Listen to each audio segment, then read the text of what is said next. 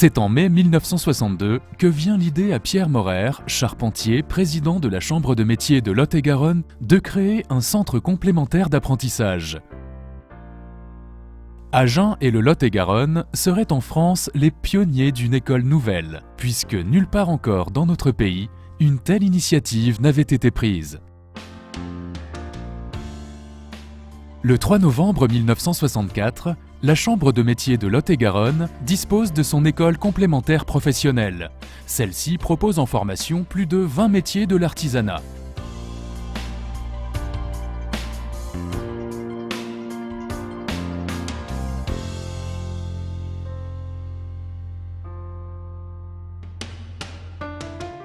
En 1967, l'école s'agrandit.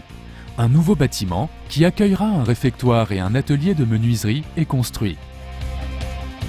1971, le centre de formation poursuit son extension par l'achat du terrain Casalet, situé au fond de l'impasse Morer, destiné à accueillir les formations du bâtiment.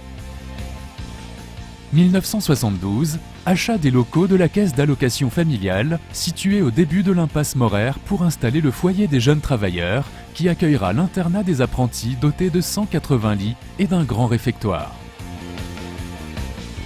1973, réaménagement du bâtiment 4, des laboratoires cuisine, boulangerie, pâtisserie, boucherie et charcuterie. 1973, un ancien apprenti témoigne. Ah ben ça fait drôle. Ça fait drôle d'arriver 30 et quelques années après dans cette salle où on dispensait les cours de technologie. Et bien aujourd'hui, puisque nous n'avons plus le bâtiment, c'est devenu une salle de technologie de la carrosserie. Nous, on faisait du bâtiment ici. Voilà, donc on faisait des cours de techno, de dessin. Pour ce qui concerne ma carrière, eh bien, écoutez, au bout de 10 ans de travail avec mon père dans l'entreprise familiale, où j'ai exercé pendant 10 ans ouvrier. Ensuite, en 1983, suite à des problèmes de maladie de mon père, j'ai dû, et je me devais de reprendre l'entreprise, puisque c'était ma volonté depuis le départ. Donc j'ai racheté l'entreprise en 1983, où là j'ai embauché directement 3 personnes, 3 ouvriers, puisque automatiquement mon père disposait de ces 3 ouvriers, donc je les ai repris directement dans l'entreprise. Et j'ai donc exercé depuis 1983 jusqu'à ce jour où aujourd'hui nous sommes dans l'entreprise, toujours entreprise familiale, puisque ma fille aujourd'hui est conducteur de travaux de l'entreprise, mon épouse est la secrétaire de l'entreprise, et nous sommes une dizaine d'employés donc dans cette entreprise, toujours dans le milieu de la maçonnerie, de la plâtrerie et du carrelage. L'apprentissage est quelque chose, c'est un ascenseur social, c'est quelque chose qui permet de donner du bonheur aux autres et d'avoir aussi beaucoup de bonheur en exerçant un métier que l'on aime. Et aujourd'hui, ça m'a conduit, je dirais presque tout naturellement, à m'investir dans ce qu'est la Chambre de métiers depuis plusieurs dizaines d'années. Et bien aujourd'hui, 31 ans après, je me retrouve à la tête de cet établissement avec, ma foi, beaucoup de plaisir et beaucoup d'envie.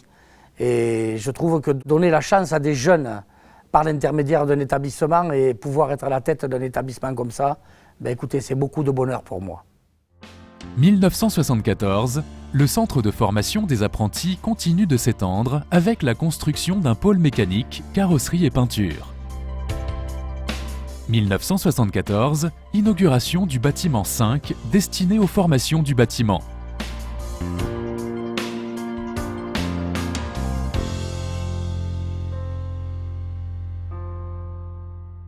1975, ouverture de la formation blanchisserie-nettoyage.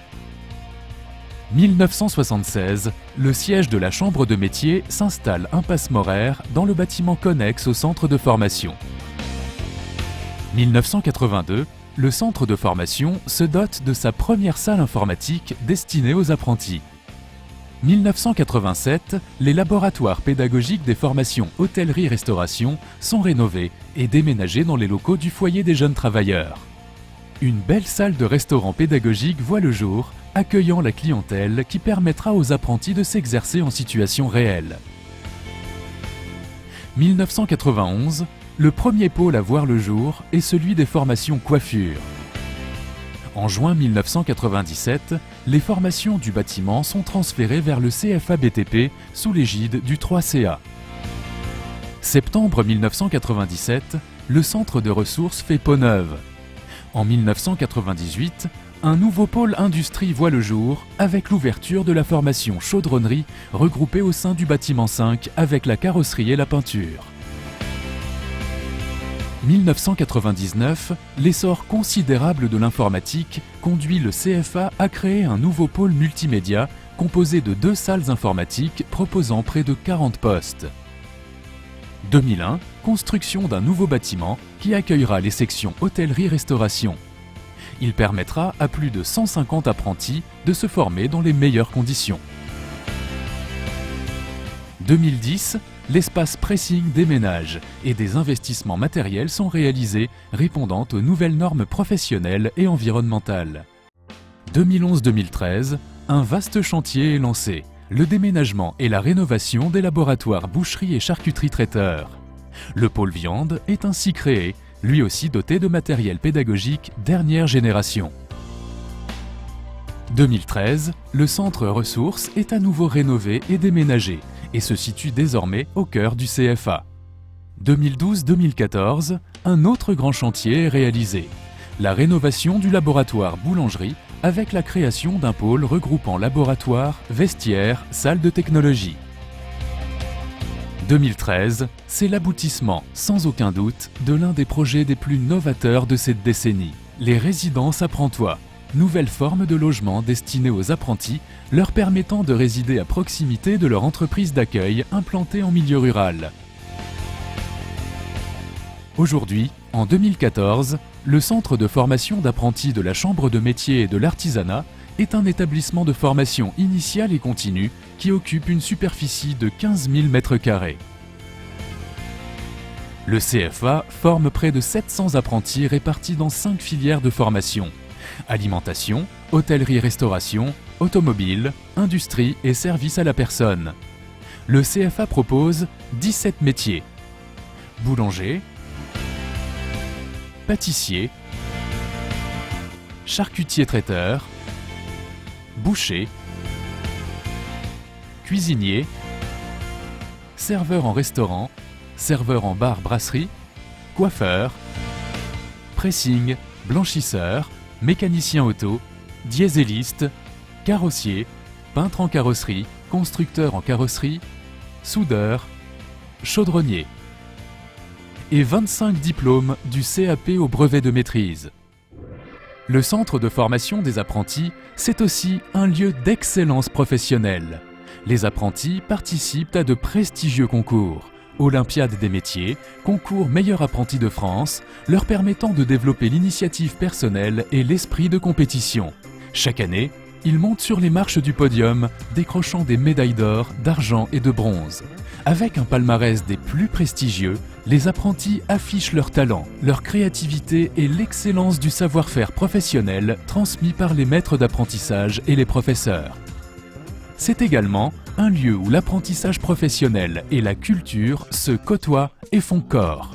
Réalisation d'activités artistiques autour de la peinture sous le couvert du célèbre plasticien Armando Bergallo. De 2008 à 2010, une action culturelle autour du développement durable est menée avec la conception d'une drôle de machine à café à pédales.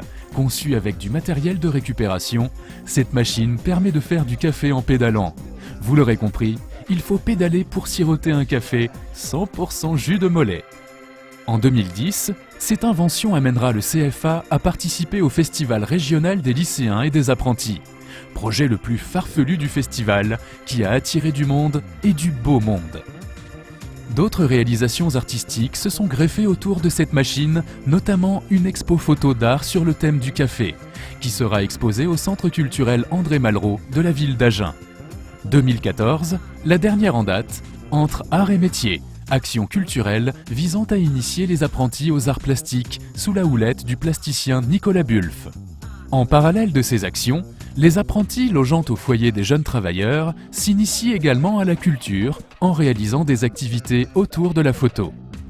Le centre de formation, c'est aussi un lieu où l'éducation sportive s'imbrique dans l'emploi du temps des apprentis.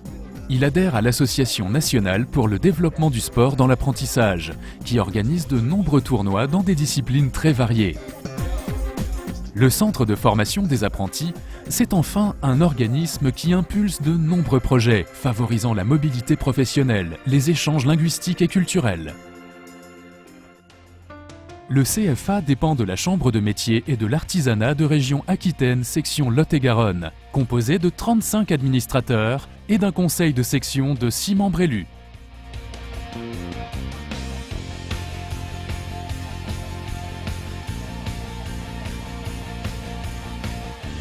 Le CFA est une institution à dimension humaine qui emploie près de 60 personnes à temps plein, réparties en 3 catégories: administratif,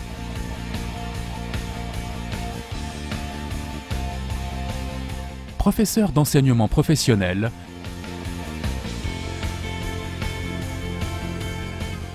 professeur d'enseignement général, sous la direction générale de René Zaros. Pierre Morer, inspirateur et concepteur du centre de formation des apprentis voici 50 ans, en ces lieux mêmes, eh bien, nous a légué une phrase célèbre qui disait effectivement, s'agissant de la formation, une œuvre digne de ce nom n'est jamais achevée.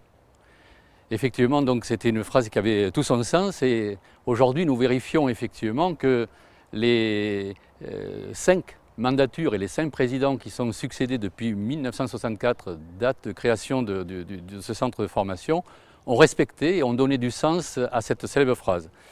Donc les 5 mandatures que nous avons eues de 64 à ce jour, ça a été donc Raphaël Brunet, Pierre Coulet, Maurice Casaubon, Michel Dréhanneau et aujourd'hui Philippe Basoli qui est notre président.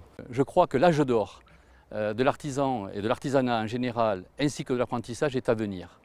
Alors pour quelles raisons, me direz-vous? Eh bien, je crois effectivement aujourd'hui que nous devons réconcilier la performance économique et le développement humain.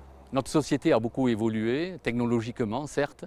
Aujourd'hui, je crois qu'il faudra faire une pause et que l'humain va être au centre de nos débats très prochainement, le capital humain. Alors, pourquoi l'artisanat et l'apprentissage pourraient être un élan et un avenir? Eh bien, c'est simplement parce que l'artisanat et l'apprentissage sont pertinents et souples, pertinents en matière d'insertion professionnelle. Je crois que tout le monde s'accorde à dire qu'il est un outil des plus performants. Souple parce que l'artisanat est adaptable au quotidien, c'est l'économie dite de proximité. Et je crois qu'effectivement, nous ne pouvons pas, concernant l'apprentissage, qui est en fait la possibilité de pérenniser nos structures aujourd'hui, plus du quart de nos chefs d'entreprise ont plus de 55 ans, ils devront transmettre demain, et on sait que nos apprentis sont pour cela très importants. N'a-t-on pas en Lot-et-Garonne 52% de nos chefs d'entreprise qui ont été préalablement apprentis? Alors peut-être, je reprendrai une phrase célèbre, celle de Maurice Blondel, qui disait l'avenir ne s'invente pas, il se prépare.